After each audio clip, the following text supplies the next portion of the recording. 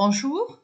Lors de la troisième séance du cours, nous avons abordé la glande pinéale, les voies de biosynthèse de la mélatonine, son mécanisme d'action via ses récepteurs mélatoninergiques de type MT1 et MT2. Nous continuons cette séance sur les rôles fonctionnels de la mélatonine en relation avec les rythmes biologiques.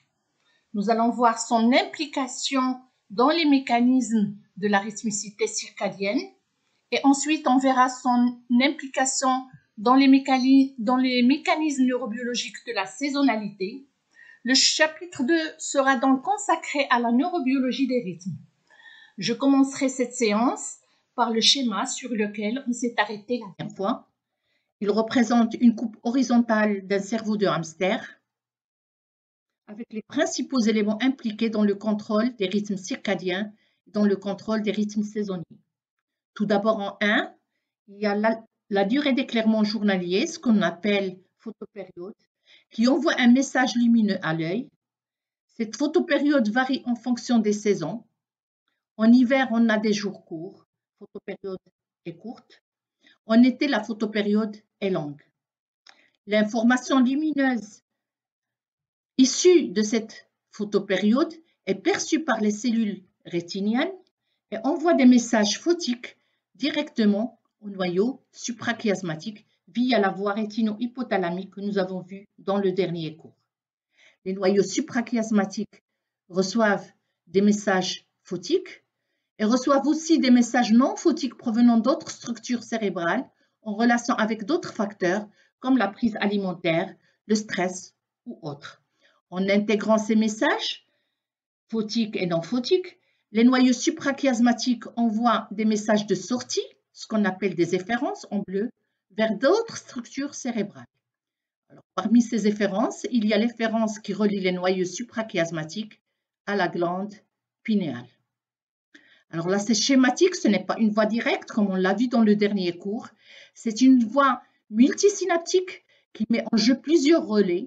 D'abord, des neurones qui projettent vers le noyau paraventriculaire et ensuite des neurones qui projettent vers la moelle épinière avant d'atteindre le ganglion cervical supérieur et avant d'arriver aux neurones postganglionnaires qui innervent la glande pinéale. Pendant la nuit, la libération de la noradrénaline au niveau des terminaisons nerveuses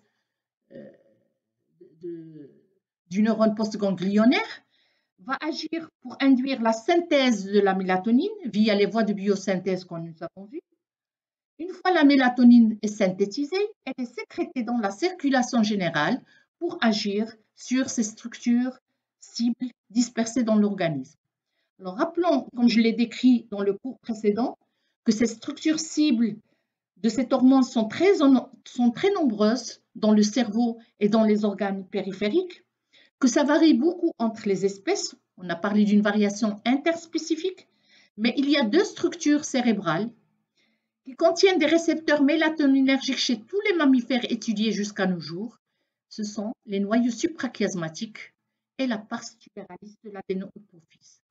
De ce fait, on suggère que la mélatonine circulante retourne au noyau suprachiasmatique pour exercer un rétrocontrôle sur l'horloge biologique et donc contrôler les rythmes circadiens. Via la pars tubéralis, la mélatonine circulante va agir pour le contrôle des rythmes saisonniers.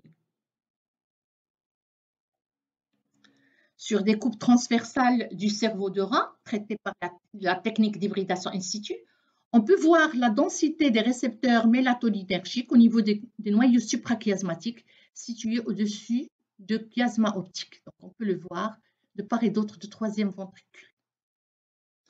D'un autre côté, on peut voir ici une coupe, la partie basale de l'hypothalamus avec l'allure du troisième ventricule. Donc, c'est une coupe traitée aussi par hybridation in situ. Donc, nous avons l'allure du troisième ventricule. La région de l'éminence médiane. Comme on peut le voir, la pars tubéralis de l'adénohypophyse montre une densité très élevée des récepteurs de la mélatonine. Deux rôles majeurs sont attribués à la mélatonine.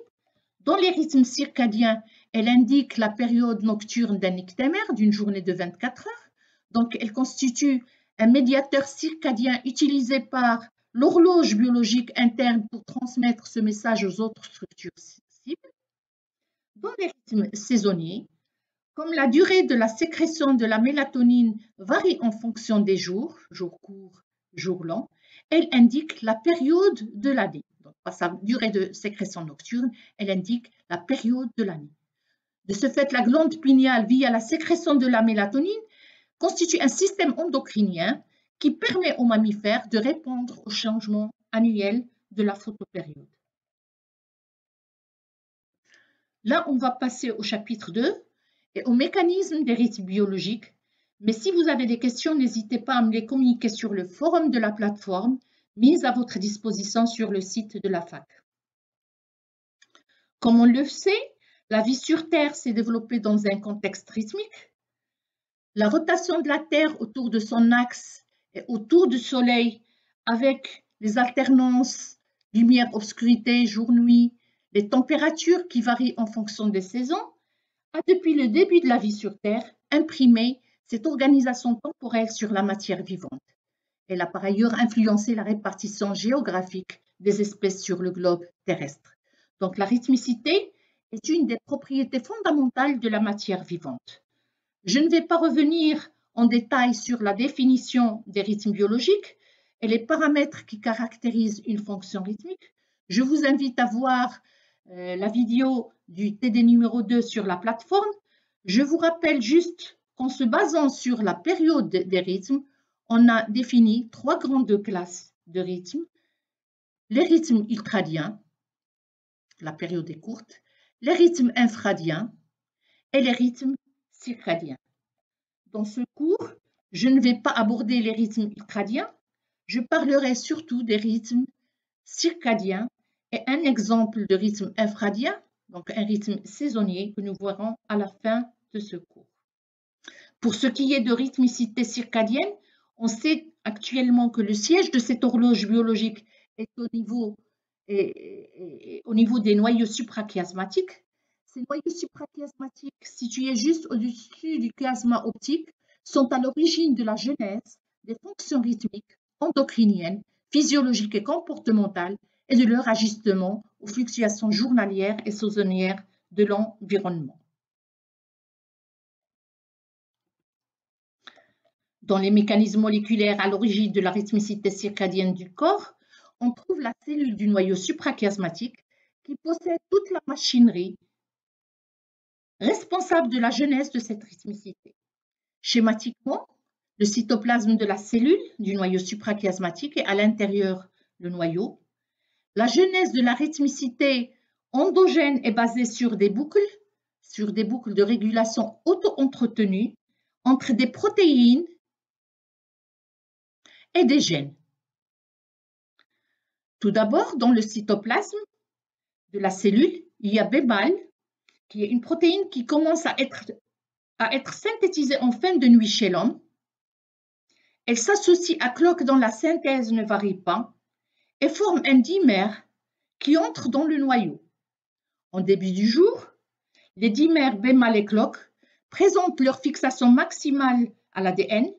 Ils se lient aux séquences E-box dans les promoteurs de gènes cibles, incluant différents gènes de l'horloge, père, cri, etc.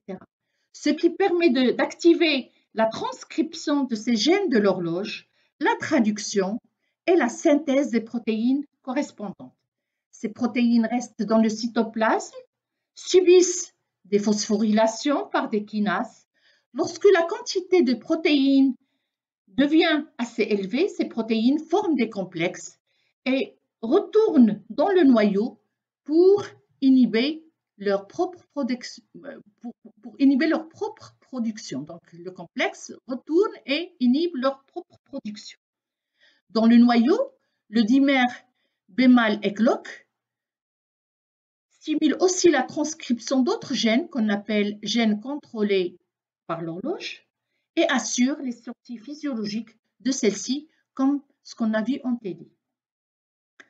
En résumé de ces mécanismes, Donc, B mâle et clock sont deux régulateurs d'une boucle de rétroaction positif. Donc, en début du jour, donc ils s'associent, forment un dimère. En début du jour, les dimères B mâle et clock vont se lier sur les séquences E-box dans les promoteurs des gènes cibles de l'horloge, ce qui permet d'activer la transcription des gènes de l'horloge, la traduction et la synthèse de protéines. Lorsque la quantité des protéines devient assez élevée dans le cytoplasme, ces protéines forment des complexes qui entrent dans le noyau et inhibent leur propre production. Donc, les translocations nucléaires ainsi que la stabilité des dimères sont dépendantes de modifications post-traductionnelles, en particulier des phosphorylations par les diverses enzymes, les kinases, au niveau du cytoplasme. D'un autre côté, le dimère B mâle et clock stimule également la transcription des gènes dits contrôlés par l'horloge et assure les sorties physiologiques de celles-ci, comme ce qu'on a vu en TD. La vasopressine présente une rythmicité circadienne au niveau du noyau suprachiasmatique. La mélatonine aussi présente une rythmicité circadienne très nette au niveau de la circulation de l'organisme. Donc, en résumé, concernant ces mécanismes, les rythmes circadiens sont donc de nature endogène, génétiquement déterminés et modulés par les facteurs de synchronisation. Chaque individu a son propre rythme endogène avec une période légèrement différente qui peut varier d'un individu à un autre. C'est le libre cours qu'on a vu en TD.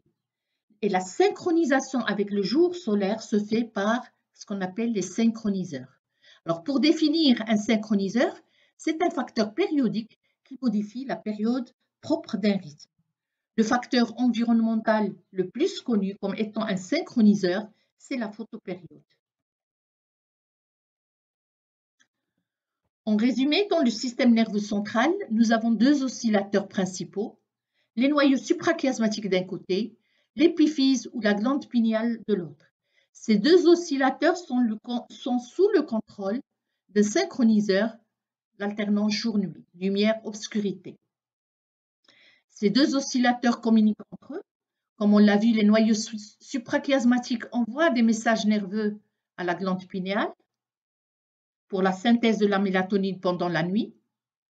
Et la mélatonine constitue un rythme endocrinien qui peut retourner et exercer un rétrocontrôle sur l'horloge biologique. Dans le corps, d'autres oscillateurs existent au niveau des organes périphériques. On parle alors des oscillateurs périphériques. Plusieurs cellules de différents organes manifestent des oscillations comme les cellules intestinales, les cellules sanguines, les cellules rénales, les cellules hépatiques, etc. Mais on considère que les noyaux suprachiasmatiques sont le siège de l'horloge principale qui orchestre les autres oscillateurs pour le maintien de l'homéostasie de l'organisme. Dans l'organisme, les gènes de l'horloge se trouvent dans le noyau suprachiasmatique, mais aussi on trouve des gènes d'horloge dans d'autres cellules des organes périphériques, comme ici dans les poumons, le cœur, les reins, etc. Et on s'est demandé quel serait l'impact de la lésion des noyaux suprachiasmatiques sur ces oscillateurs périphériques. Alors, lorsqu'on pratique des lésions au niveau des noyaux suprachiasmatiques, les oscillateurs périphériques continuent à exprimer des rythmes, mais des rythmes propres à eux et différents de ceux enregistrés in vivo. On peut alors penser que par le biais des voies nerveuses qui relient le système nerveux central aux organes périphériques et par le biais aussi du signal circadien de la mélatonine, les noyaux suprachiasmatiques permettent cette organisation temporelle globale des fonctions physiologiques in vivo.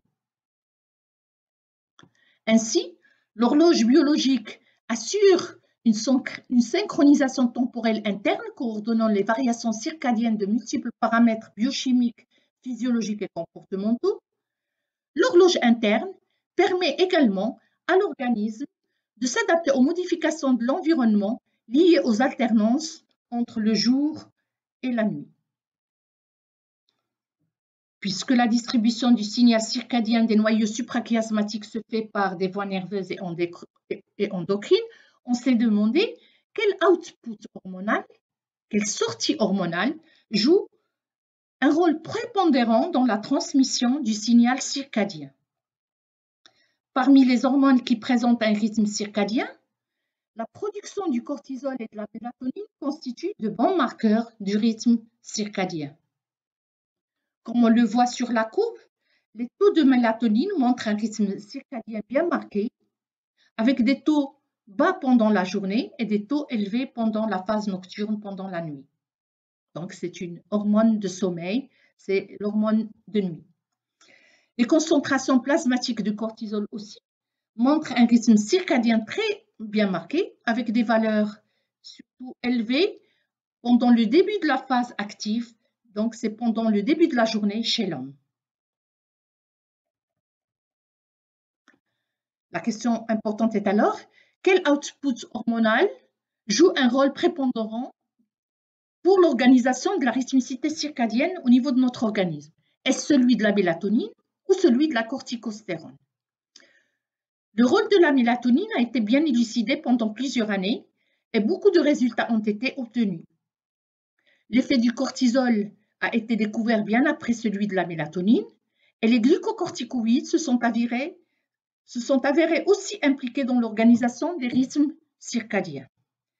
Depuis les années 2000, la mélatonine et la corticostérone parce que c'est l'hormone du stress chez les rongeurs, donc c'est l'équivalent du cortisol chez l'homme, ces deux hormones sont considérées comme des outputs du système du noyau suprachiasmatique, de l'horloge biologique, impliquée dans l'homéostasie temporelle de beaucoup de fonctions circadiennes dans l'organisme.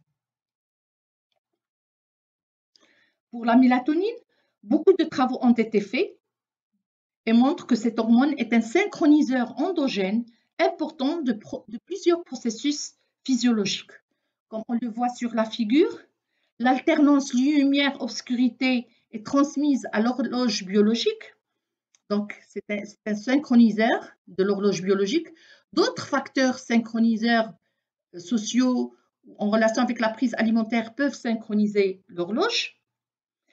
L'horloge biologique envoie des messages nerveux à la glande pinéale pour la sécrétion et pour la synthèse nocturne de la mélatonine. Une fois dans la circulation, la mélatonine agit sur beaucoup de paramètres, comme ici, sur l'immunité, la pression sanguine, la multiplication cellulaire. Elle peut agir sur le rythme circadien du cortisol, sur le rythme circadien du cycle veille-sommeil, aussi sur le rythme circadien de la température corporelle de l'organisme. Aussi, la mélatonine circulante, comme on peut le voir, peut agir comme synchroniseur endogène de l'horloge biologique, surtout qu'on a montré des récepteurs de la mélatonine dans les noyaux suprachiasmatiques, c'est ce qu'on a vu au début de cette séance. Mais le rôle physiologique précis sur l'horloge demeure inconnu et fait l'objet de nombreuses recherches actuelles.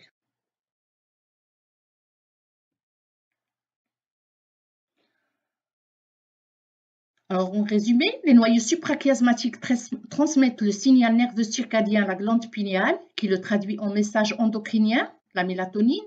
La mélatonine peut agir sur plusieurs rythmes circadiens, mais la présence des récepteurs de la mélatonine dans les noyaux suprachiasmatiques suggère qu'il existerait un rétrocontrôle de l'hormone sur l'horloge endogène. Seulement le rôle physiologique exact de la mélatonine sur cette horloge demeure inconnu. Pourtant, beaucoup d'effets de la mélatonine sont actuellement décrits, montrant la resynchronisation des rythmes circadiens. La mélatonine donc, peut avoir un intérêt thérapeutique pour beaucoup de troubles de rythme circadien, comme on le voit sur la figure. Les barres noires représentent les périodes d'obscurité et les barres grises, les rythmes circadiens des patients sur plusieurs jours consécutifs. Alors ici en haut, pour des patients maintenus dans l'obscurité totale, on peut penser par exemple aux malvoyants, aux aveugles, on assiste à un maintien des rythmes circadiens des individus, mais ces rythmes se décalent dans le temps. C'est le libre cours de chaque individu qui est exprimé. La mélatonine comme traitement thérapeutique s'est avérée efficace pour la synchronisation de l'horloge avec les rythmes journaliers. Au milieu de la figure, si on va voir ce qui se passe chez les sujets âgés, comme nous avons vu en TD, les sujets âgés présentent des perturbations de leur cycle veille-sommeil. On peut avoir des sujets qui ont le syndrome d'avancée de phase de sommeil. Leur sommeil n'est pas synchrone avec la période d'obscurité, avec la nuit. Ou des sujets qui ont un retard de phase de sommeil. Donc, le syndrome de retard de phase de sommeil caractérisé par un retard par rapport à la période d'obscurité. Dans les deux cas, la mélatonine peut être prescrite à ces sujets âgés comme traitement. Chez les sujets normaux, chez le sujet normal, on assiste à une synchronisation de son rythme avec la période nocturne. Donc, on voit le cycle, la phase du sommeil coïncide avec la période de la nuit. Un autre concept, ce qu'on appelle le jet lag. Alors, c'est quoi le jet lag? Le jet lag est un terme anglais qui désigne l'ensemble des troubles liés à la désynchronisation des horloges biologiques lorsqu'on fait un déplacement en avion à travers au moins 3 fuseaux horaires entre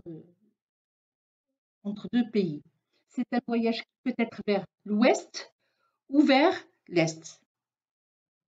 Alors ici, par exemple, lorsqu'il s'agit d'un vol vers l'ouest, il y a une désynchronisation de l'horloge au début, mais au début de quelques jours, le sujet s'adapte au rythme journalier du nouveau pays.